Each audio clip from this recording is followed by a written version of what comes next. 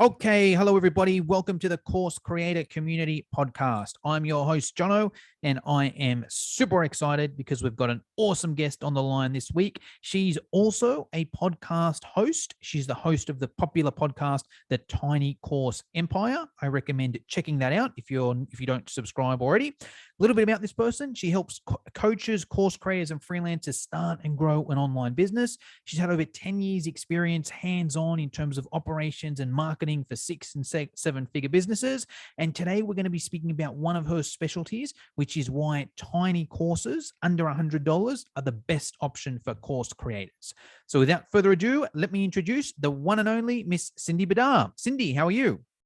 I am great. Thank you. That was an awesome intro. Thank you Oh, for that. well, it was easy because you're an awesome guest. Cindy, I like to start all these podcasts off with a quote or mantra that inspires you or fires you up. Have you got one for us? I do. I heard this just a couple of weeks ago and it really spoke to me. Just the and you'll know more about why as our conversation continues. But the quote is from, and I gotta look at my notes so I get his name right. The quote is from Ryan Holiday, who wrote a book called Courage is Calling. He is the Daily Skeptic on you, or no, not the Daily Skeptic, the Daily Stoic on YouTube. And the quote is, "If you had more time, you would just overthink it." And I think that's so true for a lot of course creators out there. So it really spoke to me when I heard that. I thought, yeah, that's right. Don't overthink it. You've been there before. You've experienced that, I, have you, I Cindy? I have some experience in that area. Yeah. Me too. All right, Cindy, I've been following you for a while. I listen to your podcast. I know what it is you do. If there's people that are listening here and they don't follow you or haven't heard of you before, do you want to let us know a little bit about you? What is it you do? How'd you get into it?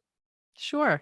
So what I do is I teach new online business owners, or even some intermediate online business owners, how to grow and scale an online business, how to turn what they know into what they teach, and how to sell those courses.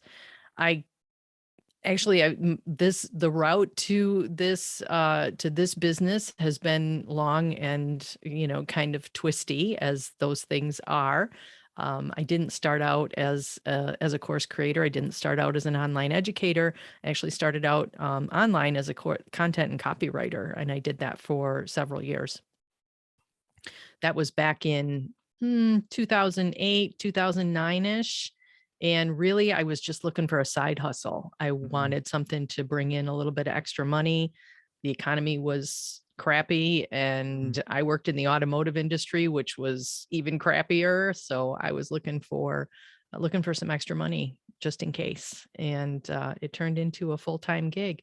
And yeah, I'm thrilled it did. But I went from I went from content and copywriting. I worked through operations and marketing. I did training for operations teams, did training for marketing teams. I've worked with coaches and course creators and service providers. I've done all the things, all the things online.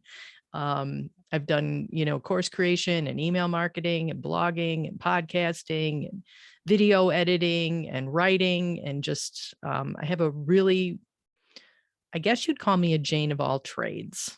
I've done lots and lots of things, but I finally ended up on online course creation, and I absolutely love it. And I find that there's such a need for people who really want to get into online business. They really want to start a business. Maybe they want to start a side hustle, or they're looking for a full-time gig, or they don't want to go back to work after, COVID, whatever.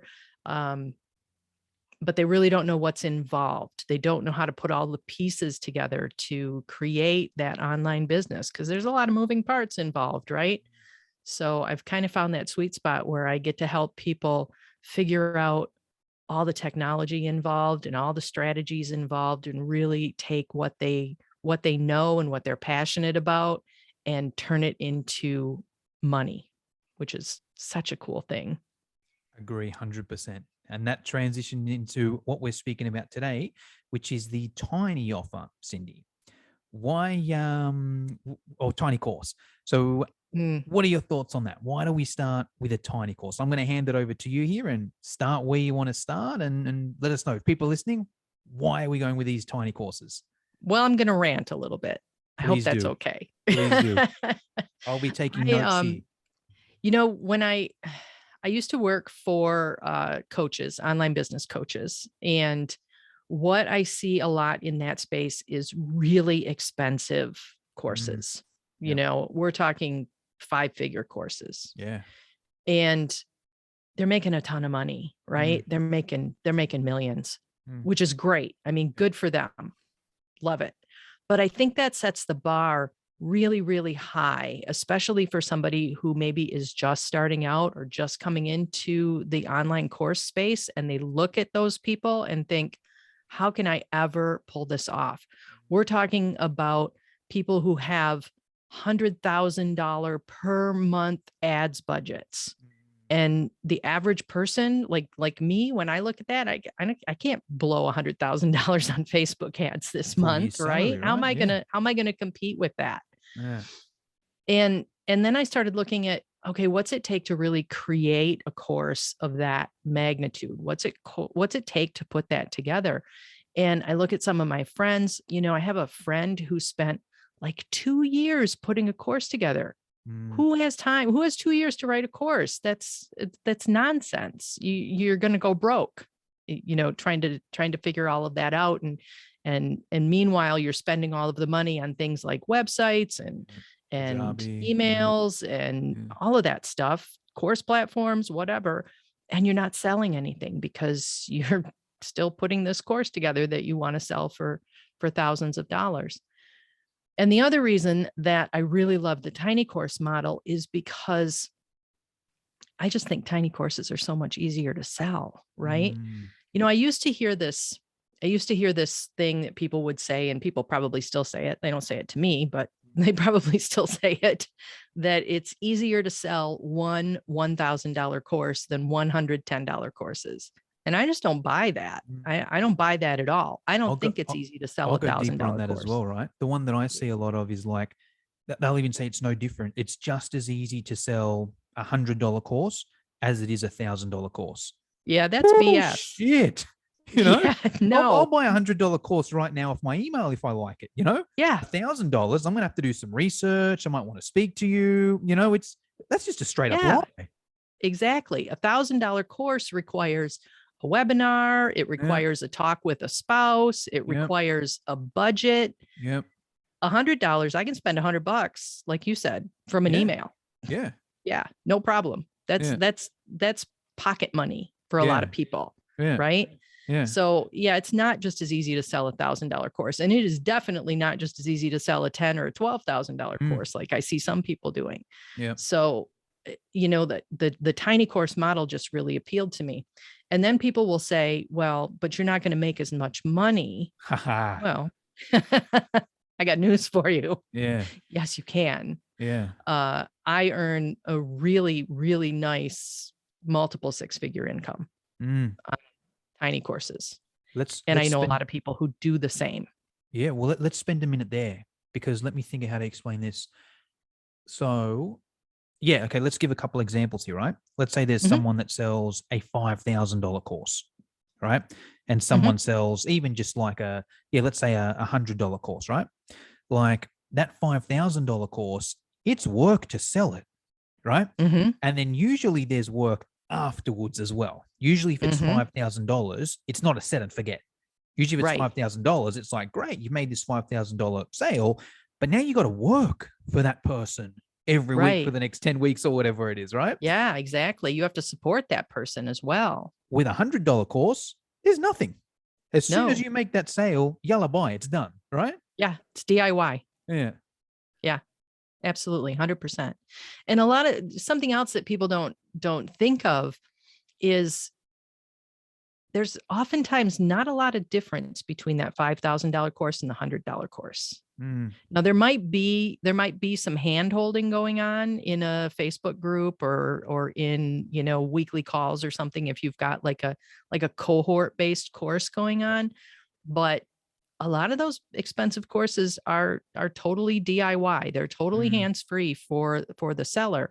And the only reason that they're selling for $5,000 is because that's what they have to sell for to make a profit, because they've got, you know, a $20,000 a month ads budget to cover, and they've got 20 people on their staff that they have to, you know, that they have on payroll that they have to pay, and that they have to cover health insurance for, and all of those good things. And maybe they even have an office somewhere. Yep. Whereas if you have a business like mine, or I'm assuming like yours, where we're running super lean, you know, it's just a couple of people. For me, it's myself and my husband, and we have a couple of contractors. That's it. I don't have an ads budget. I don't have an office somewhere. I'm in my house, you know, so it allows me to sell a course for a lot less money, reach a lot more people, help a lot more people get started, and not have to price it so high just to earn a profit on it. Gotcha. Okay. All makes sense. Let's say someone's listening to this. What's their start point? Let's say what angle should we go for? Let's maybe say they've already got a course, right? Yeah. They've put a course together for $100. How do they go out and start selling that? Oh, that's a great question. So what I do, I'm not a huge social media person. No, I shouldn't say that. I'm not a social media person. I know because I tried searching. I'm like, where is Cindy? I've got a podcast. You won't find me. You know, she's not on Facebook. She's not on Instagram. How do I find her? I think I had to email you. Don't have an Instagram account. I have a Facebook account. I don't. I have 87 friends on my Facebook account. They're all family and like actual in person, like actual people friends. I know, actual friends. Your Facebook friends are your actual friends. That's an interesting one. Yes. The deciding factor was, can I call this person in the middle of the night to bail me out of jail? There we go. And if the answer was no, they don't make the cut. Well, Cindy, I've got 4,000 friends on my Facebook profile. I'll be lucky if one of them will come and bail me out at midnight. No, not even that. Move house. You know, I had to move house the other day out of my 4,000 friends. I don't know how many of them would. None of them came to help you, did they? I'm teasing. I'm exaggerating a bit, but you know, I get where you're coming from. Yeah. So I don't do social. I've never used social for business. I've never used it as a way to grow my business. The way that I grew my business was by inviting people to help me sell. So I built an affiliate program that, you know, people promote my products and they earn a portion of my revenue, which is a fabulous model as far as I'm concerned. It's different from running paid ads, where you run paid ads and you have to pay up whether or not you make any sales. You know, there's a lot of risk with paid advertising because of that. But with an affiliate program, I pay to make those sales, but I don't pay unless the sale is made. So I don't have to pay my affiliates if they're not driving traffic that converts. So that's how I grew my business. And I got my start with my very first tiny course, which I put up there, and I put out there and I put it up for sale, and I had a tiny, tiny little email list, like 300 people. And I emailed for this tiny little course that I had created. I think it was $17. And one of the people on my email list emailed me back and said, "Can I promote this? Can I share this with my people?" And I said, "Sure, let me give you an affiliate link." And over the next 3 or 4 days, I watched the sales just pour in. Like literally, I will never forget. My husband was outside cutting the grass. And about every hour I would run outside and say, "You're never going to believe this. We've sold 200 of these things." Wow. And then I would go out a few minutes later and say, "You'll never believe we've sold 300 of these things." And we sold, I don't remember the exact numbers, but it was several hundred of those thanks to that affiliate partnership. And so that's how we've grown the business ever since, is through strategic partnerships with affiliates who have audiences that are a good fit for our courses. So that's done really, really well for me.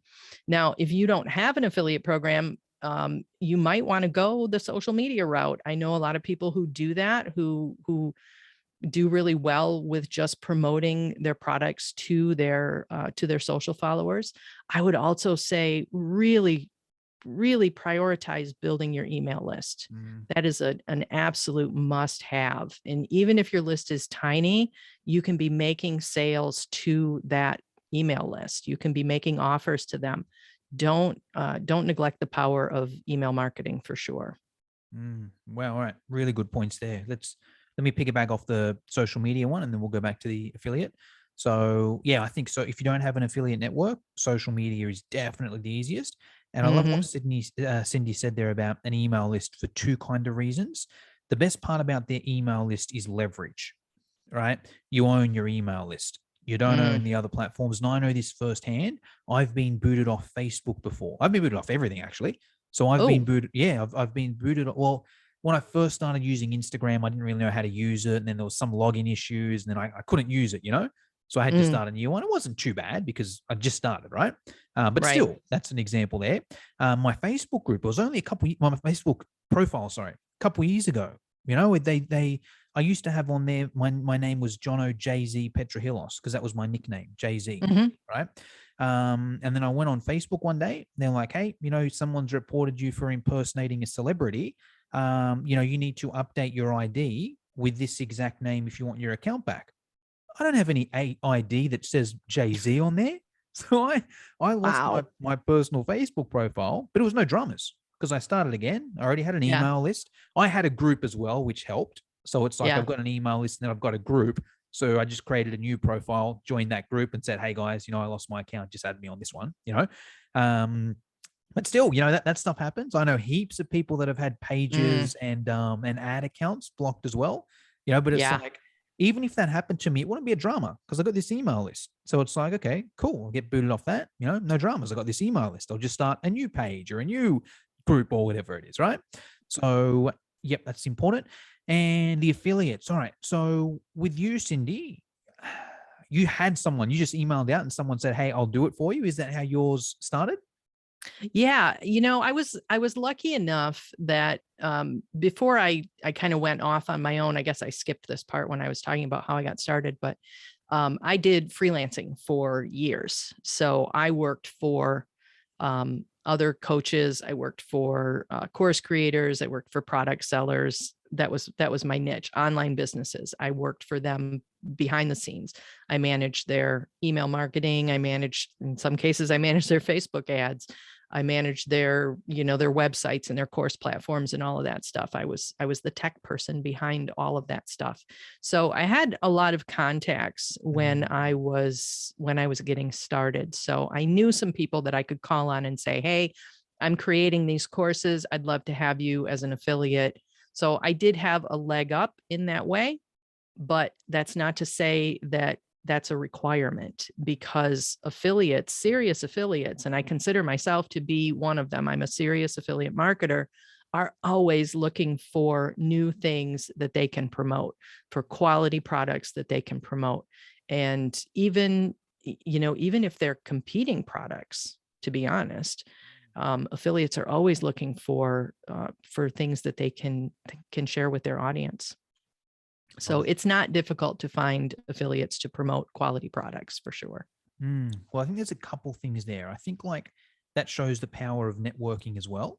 And I Oh, think absolutely. either way, right? If you're starting off as a course creator, it's kind of like you need something, right? You can't just magically think things are going to sell. It's either Yeah. like, all right, you're Yeah. going to have to spend time building your own profile. Maybe that's on Yep. social media or Instagram, Facebook, whatever. You're going to have to spend time doing it. Or on the flip side, okay, go down the affiliate pathway, right? But you're Hmm. probably going to have to spend a bit of time, right? Meeting people, networking with people, getting to know people, because and then you'll probably have more of a understanding of this. But say, for example, from my side of things, I've got a big list in a couple different spaces, and depending on whether I promote, kind of depends on who the person is and how they promote it. Like if I just get a random email, hey, I've got this thing, do you want to promote it for me? I don't even read it. I got to be honest, right? Yeah. Yeah. But if I know that person, and they're kind of like, hey, John, I got this thing, you got a couple minutes, I can run you by it. I'll have a look, and if it fits, okay, great, do it. So I think you got to kind of my opinion, you got to work your way in either way, whether it's building your own profile or whether it's Mhm. finding affiliates. There's a little bit of work involved there. Would you agree with that, Cindy? There is a little bit of work involved there. It's interesting. What comes to mind as you were talking is there's something that's called the 3 B's of traffic, right? There's basically 3 ways you can get traffic. You can buy it, you can borrow it, or you can build it. Yep. So the least expensive way is to build it. It's also the slowest. So that's through doing things like SEO in a blog, or starting a Connecting on LinkedIn, podcast, or maybe. starting a YouTube channel. All of those things are great. They're super sustainable, but it takes a long time. And So years we're talking, right? sometimes years, you start absolutely. a YouTube channel today, unless you're a celebrity, it's going to be hard to get a big following in a couple of weeks or months. Yeah, 100%. So that's building your own traffic, and you should be doing all 3 of these things, honestly. And then borrowing traffic is doing things like affiliate marketing, or building an affiliate program, or asking people, can I be a guest on your podcast, or can I write a blog post for you? That's borrowing traffic. And then of course, buying traffic is buying ads. So buying traffic is the quickest, but it's also the most expensive and probably the riskiest. So if you take all 3 of those and combine them into a really sustainable strategy, and that looks different for every business. But if you can combine all 3 of those into a sustainable strategy, you're going to grow. You can't help but grow at that point. Agree. The other thing, you talked about something else I wanted to touch on too. Oh, about asking people to promote you. Oh, yes. I get those emails too, where people say, "Hey, you promoted this other thing. Will you look at mine?" And I'm like, I'd like to see people try a little harder than that. And what I recommend you do, if you are asking someone to promote your product, is you come at it definitely not from a "here, will you help me" mentality, but here's how I can help your audience. Here's what I can do for your people. Because as an affiliate, that's what I really want, right? I want solutions that my audience needs. I'm looking for solutions that will help them to achieve their goal. So if you have a product or a course or a tool of some kind that is a good fit for my audience, and you come to me and you say, "Hey, I've been listening to your podcast, or I've been reading your blog, or I'm a part of your membership, and this is what I know about your audience, and this is why I think this particular product is going to help them. Would you be interested in promoting it?" That's going to get my attention more than, "Hey, you promoted this similar thing. Will you promote mine too?" And it's also like the nicest possible way. I just don't care about them. It's kind of like if someone hits me up and they're like, "Hey, can you promote this thing for me?" And I got no relationship. It's kind of like, on the list of things that I care about, you person that I've never met or don't know about, like, I'm sorry, I'm not just going to do it out of the goodness of my heart, Yeah. So I think and I think you hit it on the head there as well, where it can't, like, in my opinion, it can't even just be just a financial thing, right? Right. That can help, Absolutely obviously. not. That can Well, help. yeah, I want to get paid for my time, Exactly. but that's not the primary driver, right? The primary driver is my email list, my community, my subscribers look to me for solutions. Yep. They trust me to make recommendations that they can use. So I have to uphold my end of the bargain, and I can't do that just by promoting whatever, right? You'll burn your list. Oh, Exactly. This person, I'm not going to buy off Sydney again. She recommends bad people. Exactly. Yeah. And then I think on top of that, as even though we said it's not just about the money, that needs to be there as well. Because it's kind of like, even if there is something that helps my audience, but there's not enough in it for my take anyway, but there's not enough in it for me financially, it's kind of like, sorry, like, I get it. It's a good product, but it's going to lose me money if I do this out here. As much as I want to help you and as much as good as it will be, it's going to lose me money. It's not a fit there, unless maybe there's something, maybe they help me out down the track or whatever. I think it's also got to be important financially as well. And actually, I'll get your take on that, and then I'll go a bit deeper. What's your take on that? Cindy? Yeah. I think that's absolutely true. And that's kind of a stumbling block that people have with the tiny course model, because maybe they're selling something that's, $17 or 27 or $50, and the affiliate commission part of it is small. So as an affiliate, if you are using affiliates, or you're trying to attract affiliates as a way to grow your business, then you need to have something on that back end. My friend Nicole refers to it as having a sexy back end. You need to have something that's going to, help me earn money down the road. In order to make it worth my while to promote something that's low cost on the front end. Let me make sure I've got this. You're speaking about yourself as the affiliate now. So let's say you're saying you're promoting something to your list. Let's say me, for example.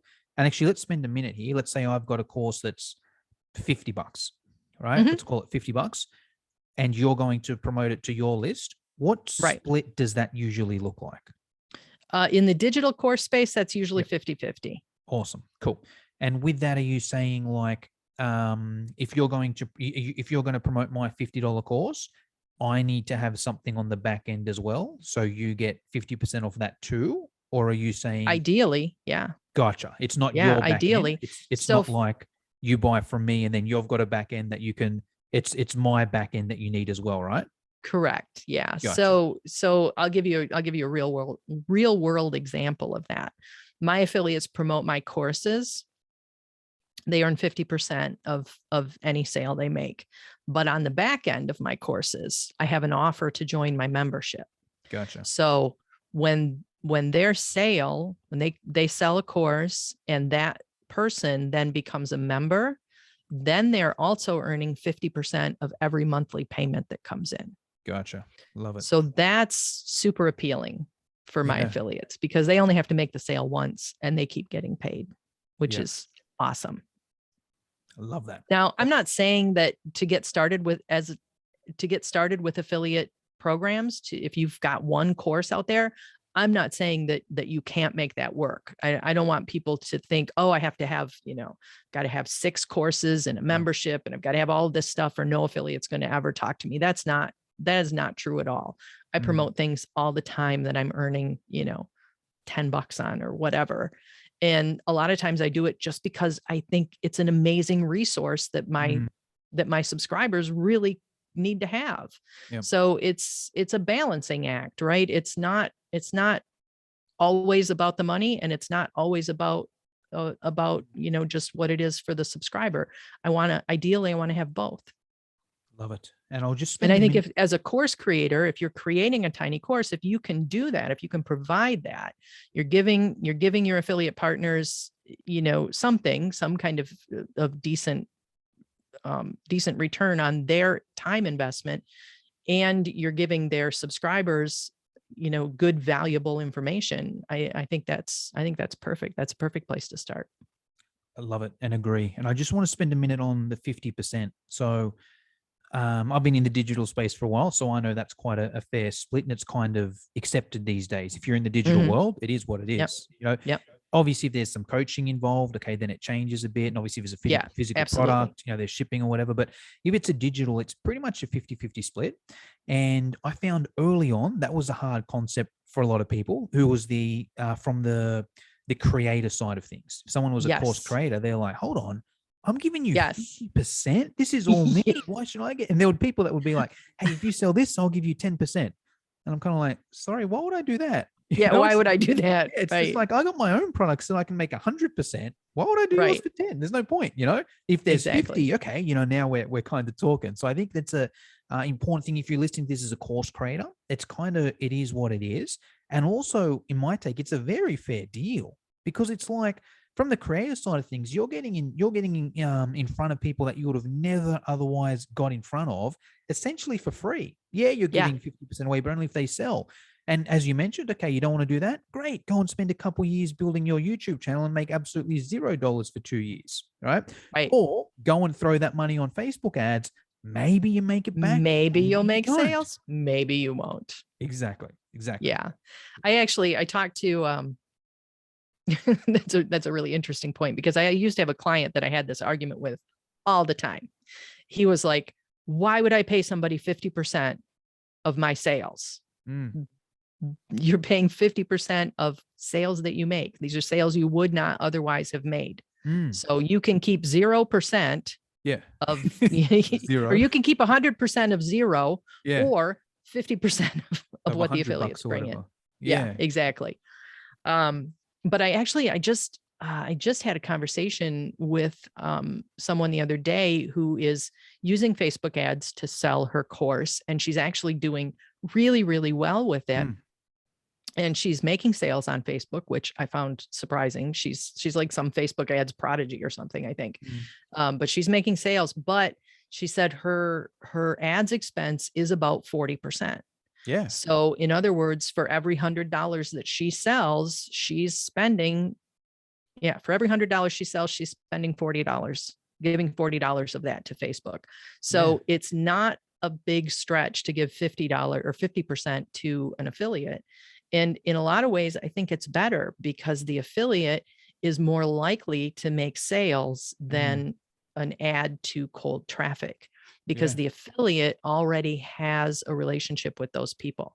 They hopefully their subscribers, their community, or their followers already trust their recommendations. So the sale is much easier to make, which means you're going to make more sales. And for that difference in, that 10% difference in cost, I think it's a no-brainer to go after the affiliates as opposed to the paid ads. 100%. Well, I'll piggyback off that. So I do a lot of work in the paid ads space as well, right? And I probably find the same. I look at it a bit different, but I'll run you through the ads. My signature course is about $500, right? And my kind of take is, all right, if that's what my course is worth, I'll put that amount on the Facebook ad. So if I put $500 on Facebook ads, I usually get about $25 per lead, which ends up being about 25 leads, right? And about 10% of those people will sign up. Let's call it two. Let's say two people sign up. So I'm essentially spending, spending $500 to make $1,000, right? So it's essentially the same sort of thing. It's like, all right, cool. I'm spending $500 to make $1,000. It'd be the same thing with affiliate, right? Right. It's essentially the same split there. I'll say one thing though, the advantage that the Facebook ad system has is you're also getting the leads as well. So let's say with that system there, if I did it with an affiliate, okay, I still might make only 2 sales and $1,000 or whatever. But you've only added 2 people to your email list. Yeah. But in saying that, what you said, Cindy, it took me ages to master that Facebook ad funnel system, right? Yeah. An affiliate should literally be, hey, Cindy, I've got this thing. Is it a fit for your audience? Cindy has looked at it. Yes, it's a fit. I know I can sell it. Let's do it. It's just way easier. So I think ideally, Facebook ads is better, but it's freaking hard to get to that, right? It's kind of like you're kidding yourself if you think you're just going to start a fake. There's obviously the prodigy that you mentioned, but most people, if they're going to start up, that's unusual. Yeah, maybe after a couple years of testing and trialing and error, okay, cool. Now you can get to that, but it's almost arrogant to assume that you can just do it off the bat like that. And I'll go even further as well, right? I'm sure if you're a course creator, I'm pretty confident you couldn't figure out a funnel like that on your own. Your only shot would be to maybe go and pay someone $3,000-$4,000 to set up that ad for you. And even that's a gamble. And they will tell you, that person will say, hey, you've never run ads before. The first month is just going to be a gamble. You're going to have to pay me $2,000-$3,000. You're going to have to pay Facebook, $2,000-$3,000. And you've got to be willing to lose all of that with no expectation of money back. And it still may be a good move, but not everyone's in a position just to eat $6,000 for the fun of it. Exactly. Maybe do some affiliate stuff first. Get your first $6,000. Okay, great. Now I'm going to reinvest there. Yeah, that's great advice. Yeah, awesome. Absolutely. Well, Cindy, there's a couple questions I like to always finish up with. The first one revolves around course platforms. So you've obviously got a whole heap of courses yourself. You obviously help other people with courses. You can answer this in a few different ways. You can either, I'd love to hear what platform you use, what your favorite platform is. And then also if there's a platform that you recommend for specific people or whatnot as well. Sure. So what we use is a I guess I would call it a bespoke system. We're on WordPress, 100% on WordPress. That's our framework for everything. We use a shopping cart called A Member, which handles all of our payment processing and protects the content. And then I use a specific WordPress theme called Memberoni that displays the courses and handles the membership setup. It acts as the LMS platform. I get people who ask me all the time though, what platform do you recommend? What platform do you think we should start out with? And there's a couple of different ways to look at it. What we've got going on is kind of a piece together thing where everything is in a different system. You know, the email is in one system and the shopping cart's in another system and the courses are in another system. And that works for us. But I've got a lot of years experience managing a system like that. And I'm not afraid of the technology. It doesn't intimidate me at all. And I've got my husband who works full time, just keeping it all running. Right. Yeah. So for somebody who's just starting out, I don't necessarily recommend that approach. What I would recommend instead is that you look at something like Teachable or Member Vault. Thinkific is another good one. Podia is a good one. Any of those all-in-one kind of platforms are going to serve you really well. They're a lot less flexible than what we've got, which is the reason why we chose the system and have built the system that we have, is because it's super flexible. I can make our website do anything we want it to do. You don't have that option if you go with a hosted platform like Teachable or Thinkific. You also have a monthly fee involved where we don't have that. All we pay for is hosting. Everything else is ours. We own it. But that said, it's a lot easier, like I said, when you're just starting out, to go with something that's fully hosted. You give up some of that flexibility, but what you get in return is it's much easier to deal with. And if you run into a problem, you have one person to call, right? You have one support ticket to put in. Hey, my stuff isn't working. Let's get it fixed. Whereas with us, if something breaks, we don't know if it's a member or WordPress or the hosting account or some random plugin that is causing chaos, right? So there's a lot of troubleshooting that has to go on for that. Such a good answer. I think that's perfect for everyone. Like, because that's a whole nother podcast episode, right? It's kind of like third-party. It's a lot of podcast episodes. But that debate, right? Where it's like, should I self-host or should I go with a third party? Right. You know, it's like Cindy just summarized. Here's the benefits of going with the self-host, but here's the risks there, right? And I think Cindy nailed it on the head, where it's kind of like, hey, if you're starting off, it's probably, but a lot of them have free versions anyway. You're probably just best off, go on the Teachable free version. That was the other thing I was going to say. Everybody's brain works a little bit differently. Something that makes perfect sense to me may not make perfect sense to you. Yep. So go and sign up for a free trial and see how the system works and see if it makes sense to you. Yep. I tell people this a lot with with Active Campaign versus Convertkit. Those are kind of the two big email platforms in my community. Yep. And I personally dislike Convertkit. I think it's a fantastic platform. I'm an Active Campaign person. Me too. Convertkit is a fantastic platform. I don't like the interface. In terms of deliverability and email, all of that. It's a fantastic platform. I have no complaints about it. I just don't. The interface doesn't make sense to me. Active Campaign makes sense to me, but I know other people who feel the exact opposite. They get into Active Campaign and they're like, whoa, what's going on in here? I don't know where anything is. And they prefer Convertkit. And the same thing is true for course platforms. Some of them will make sense to you. Some of them won't. So sign up for the free trials, check them out, see which one makes the most sense to you.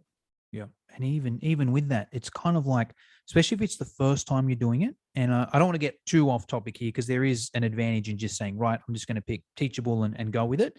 But in saying that, there's also an advantage the other way, to being like, how do you know you like Teachable if you haven't also tried Thinkific?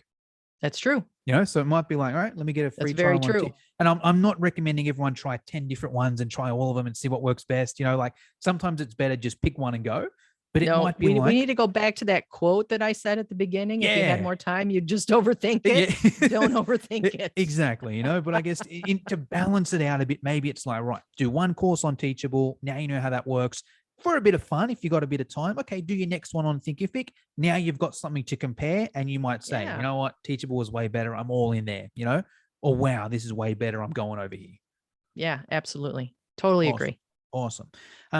My final question, Cindy, revolves around mentors. So you're obviously a mentor for plenty of people out there in the online course space. I'm curious to hear who your biggest mentors have been. And if you could answer this in a few different ways, if you could give us a book that you recommend every course creator should read if they want to sell more courses, a mentor that you've paid money to, whether it's be to do their course or their coaching or whatever it may be, and a mentor that you haven't paid. For most people, that's usually someone they follow on social media, but for you, it might be their podcast or someone you've networked with or YouTube channel or whatever it may be. So, mentors, paid, unpaid, and book. What have you got for us? All right, paid mentors. Brooke Castillo at the Life Coach School. Absolutely. Her podcast is phenomenal. Her podcast is not directly business related, but her membership at Self-Coaching Scholars does have some business components in it.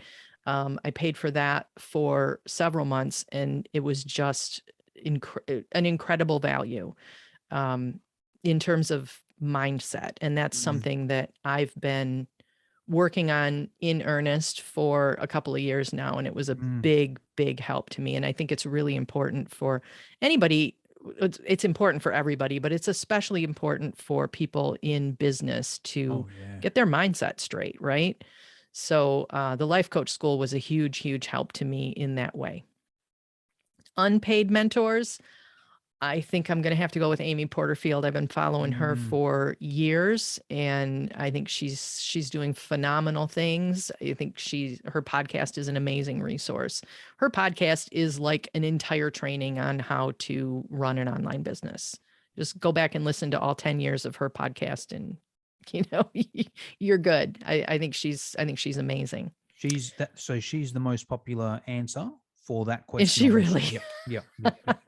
Because I ask this question to everyone, and free resource, hands down, she's the most popular.